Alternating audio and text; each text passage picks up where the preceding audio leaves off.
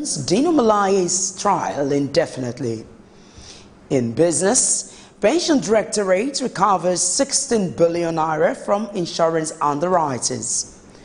And on the foreign scene, U.S. Senate panel approves Trump's nominee, Gina Haspel, to head U.S. Central Intelligence Agency, CIA. Hello there, and many thanks for joining us on Superscreen's News at 8, broadcasting to you live from Lagos. I am Adenike Uweye Ajiboye. A federal high court sitting in Abuja has adjourned indefinitely the trial of Senator Dino Malaye being tried for allegedly giving false information. The senator representing Kogi West was dragged to court on 2 counts of bordering on giving false information, an offense he denied committing.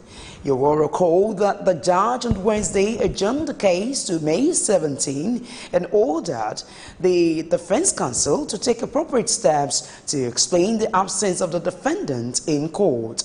However, the judge, in her ruling on a motion for adjournment by Malaye's counsel, Ricky Tafa-San, held that the prosecution did not doubt the health problem of the senator.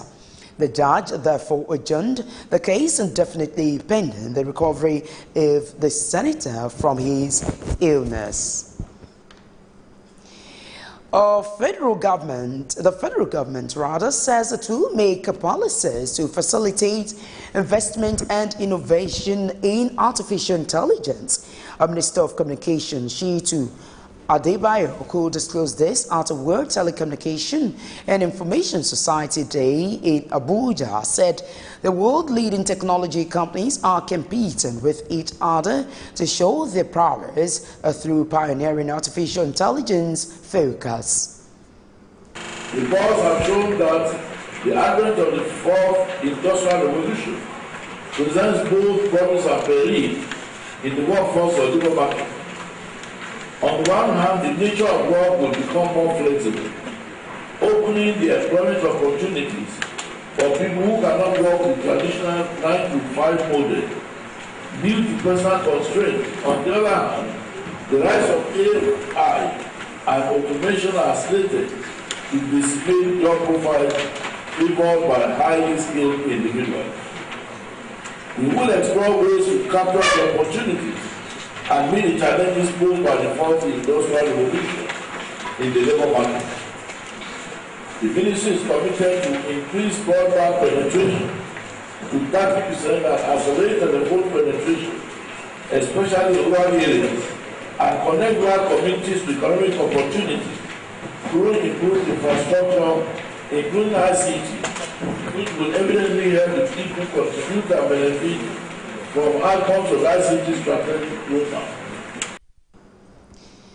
The minister also said that the ministry is collaborating with the National Assembly to enact a holistic law to criminalize a breach of the executive orders 003 and 005 on local content in information technology. The minister, however, called on all stakeholders, government at all levels, to collaborate with other concerned bodies to put up a stiff measure that will address questionable acts taking place on the internet. We will also encourage cross-sector, cross-agency and cross-border collaboration by developing unified standards for emerging AI sources and interoperability.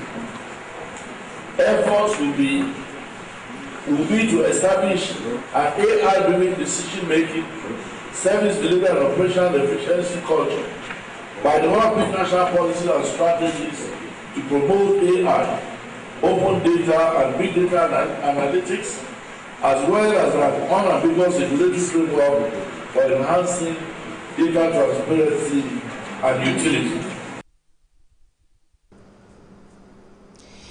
Senate President Bukola Saraki has raised an alarm over an alleged plot by the Inspector General of Police, IGP Ibrahim Idris, to implicate him and Kwara State government. Saraki, who disclosed this at the plenary, alleged that the police chief is on the verge of linking him with some occultists who were arrested in Kwara State. from where I'm presiding, that is to give you Speaking that at the plenary, Senate President Bukola Saraki drew the attention of lawmakers to an alleged attempt by the Inspector General of Police, IGP Ibrahim Idris, to implicate him and the Governor of Kwara State. According to the Senate President, the IG is planning to link him with some courtiers who were arrested in Kwara State, adding that he has ordered the Commissioner of Police in Kwara State to transfer the suspect to Abuja, where they are expected to allegedly make statements that will implicate him. They know the gravity of the issue. That is why I'm bringing it to your attention, and to continue to let us, our colleagues and the world know presently the danger that we are going with these levels of rascalities that is going on in some of this action. I have brought it to your attention, and we must continue to play our own role in doing what we believe in the course of our duty to do this. It's very unfortunate, but that is the information that I have as of now. Reacting to the allegation, lawmakers condemned the purported plan by the IG to implicate Saraki, resolving to engage with President Muhammadu Buhari over the issue raised by the chairman of the National Assembly. We don't continue to beat a dead horse by constituting another committee to invite the police to explain, or the IG. I think the idea of meeting Mr. President, to me, is the best. Mr. President is the father of everyone, as far as this administration is concerned. And let me say that some people could be taking advantage at certain points to do certain things that Mr. President would have no idea. And therefore, it's an opportunity for our delegation to Mr. President to explain everything. When I heard from the President of the Senate of this plot, this dangerous plot, I was humbled. Virtually each and every one of us stands a danger of this sort. I think what we should do, like my colleague said, is to also behave as if we are in the understanding that the president doesn't know. Let us also go to him and tell him that our democracy is collapsing under your watch. Meanwhile, as tradition of the National Assembly, Saraki had to vacate the seat to allow Deputy Senate President Ike Ekweremadu to preside over the matter. The Senate, therefore, constituted a 7-man committee to meet with President Muhammadu Buhari on the lingering issues between the Inspector General of Police, Ibrahim Idris, and the President of the Senate to report back in 1 week. Members of the committee are Senator Ahmed Lawa, Olushola Adeyeye, Gaswil Akpabio, Aliyu Wamako, Sam Igu, Fatima Raji Rasaki, Senator Oluremi Tinubu, with the Senate President as chairman of the committee. Meanwhile, Kwara State Governor Ahmed Abdul Fattah has denied insinuations linking him or Senate President Bukola Saraki with the suspected cultists arrested in Ilorin and transferred by the Nigeria police to Abuja. The governor, who disclosed this in a statement by his spokesperson, Muhyiddin Akorede, said the insinuations are false and misleading. The governor also said neither him nor the Senate President or any of their aides have links with the suspected cultists or their alleged activities. Worthy of note is that the police has also denied these allegations, saying the Senate President's alarm does not hold water. The People's Democratic Party, PDP, has faulted President Muhammadu Buhari that his government over his claim that his government performed better than the administration of former President Goodluck Ebele Jonathan.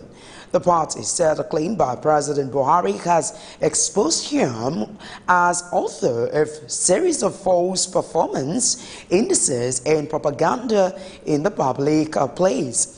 You recall that the president had on Monday said that the current state of Nigerian economy is better than Jonathan's era. Reacting to this in a statement issued by its spokesperson, Kola Ologodiyan, the party called on the president to apologize for his purported abysmal performance. A chieftain of the All Progressives Congress APC in Taraba State, Aaron Atimas, has called for the postponement of the state congress slated for Saturday. Atimas, who is the secretary of one of the APC factions, a Unity Forum, said at least 6 local government areas may have their award congresses cancelled as a result of massive irregularities.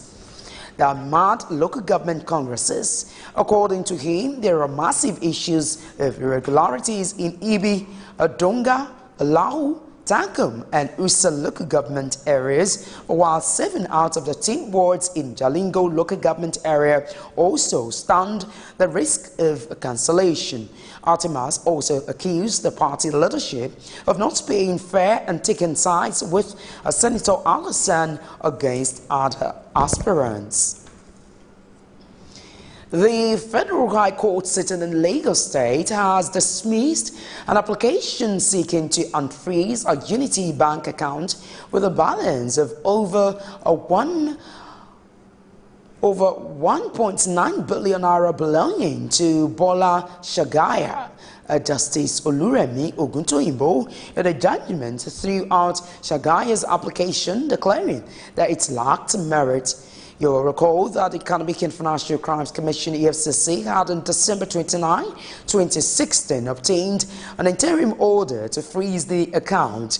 The anti-graft agency had then told the court that 1.9 billion naira was the balance of a total of over 3.3 billion naira, which Shagaya received as founder freeze on behalf of an organization being spearheaded by the former First Lady, Patience Jonathan.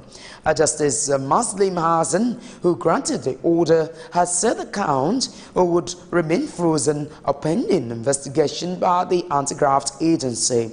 Shagaya, through her lawyer, Napoleon Nwanchuku, however, approached Justice Oguntoyinbo seeking to freeze the account. In a related development, the Economic and Financial Crimes Commission, EFCC, has insisted that the statement taken from a former minister of the Federal Capital Territory, Jumoke Akinjide, were not obtained by threat or under duress. An operative of the commission, Isman Zakari, told the Federal High Court sitting in Lagos that the former minister freely made the statement during her interrogation. The former minister is standing trial alongside the former Senator Ayo Adeseun, and the PDP chieftain Olariwaju Otiti on the 24 counts bordering on allegation of fraud and money laundering to the tune of 650 million naira. The money was allegedly received from the former Minister of Petroleum Resources, Designee Alison Madueke, ahead of the 2015 general elections. The Economic and Financial Crimes Commission, EFCC, has confirmed that it detained the 7th senator for allegedly receiving several vehicles valued at over 1.1 billion naira from an oil mogul currently standing trial for financial crimes. The senator representing Akwa Ibom Central, Abasi Akon, was a commissioner for finance on the Godswill Akpabio administration. He is also the current chairman, Senate Committee on Gas Upstream. EFCC spokesperson Wilson Iwujarin, who confirmed the arrest, said Akpan was taken into custody on Tuesday after the lawmaker evaded arrest for several months. The Kaduna State branch of the Nigerian Medical Association, NMA, has asked the federal government not to have any negotiation with the Joint Health Sector Workers Union (JOHESU) over the ongoing strike embarked upon by the union. The Kaduna enemy described the group as an illegal and non-professional body which should be recognized by the government. We should not be recognized, rather, by the government.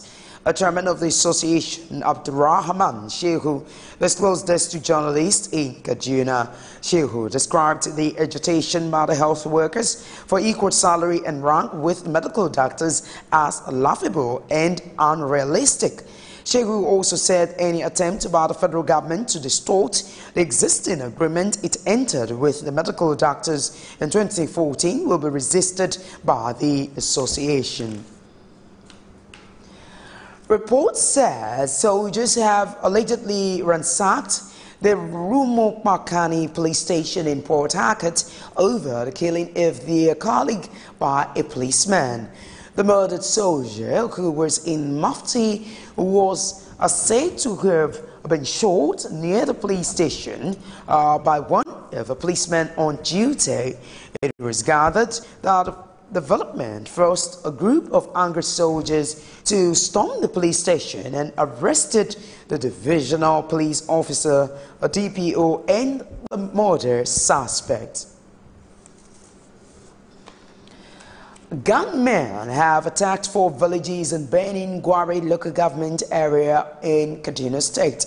The attack, which lasted for about 3.5 hours, left 10 people dead. A resident of the village, Malam Umar, told journalists that bodies have been recovered while many are still unaccounted for. Police spokesperson Mokhtar Aliyu confirmed the attacks to journalists but could not provide details of the arrests. If you've just joined us, you're watching Superscreen News at 8. Now coming up in business. Pension Directorate recovered 16 billion naira from insurance underwriters. Join us for details of this and more after this time out.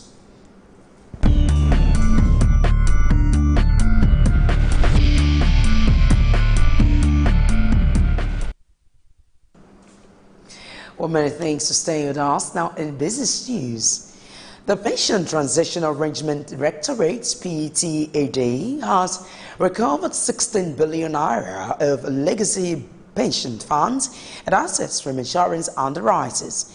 Executive Secretary of PTAD, Sharon Ikazo, disclosed this in Abuja during a media briefing on the activities of the agency. Ikazo said the amount is the inherited pension liabilities of all the federal government parastatals under the defined benefit scheme. She also said that out of the 16 billion naira, the sum of 6.9 billion naira was the cash component domiciled in the Central Bank of Nigeria, CBN, while the balance of 9.1 billion naira was in form of properties that has been sent to the Ministry of Works for evaluation. Akwa Ibom State government has announced plans to work with Mobil in the area of oil exploration and development of various communities. Governor Udom disclosed this at the inauguration of a technical skills acquisition facility at the Community Technical College, Ikot Akata, in Nkpat and in local government area. The governor also said plans have reached an advanced stage for the construction of an ultra-modern logistics center in Ikot Abasi local government area to ease the evacuation of goods and complement services that will be provided at the new skills acquisition facility.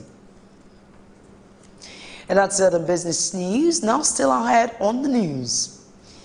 United States of America Senate panel approves Trump's nominee Gina Haspel to head Central Intelligence Agency. Join us for details of these and more after this time out.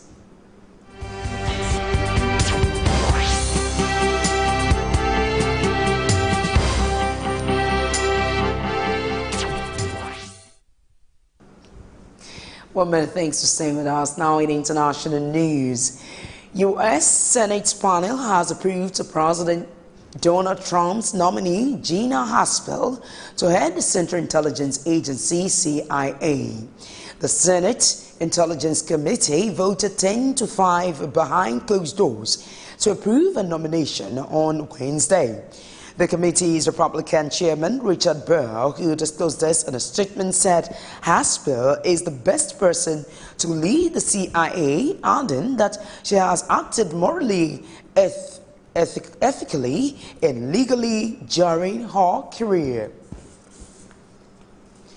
And our report says Malaysian police teams have raided 2 residences of former Prime Minister Najib Razak in Kuala Lumpur. According to reports, investigators from the police headquarters, a federal commercial crimes unit, were involved in the operation. The police seized handbags, coats, as well as gifts as evidence, but no documents. At least 19 people have drowned in a boat accident in southern India.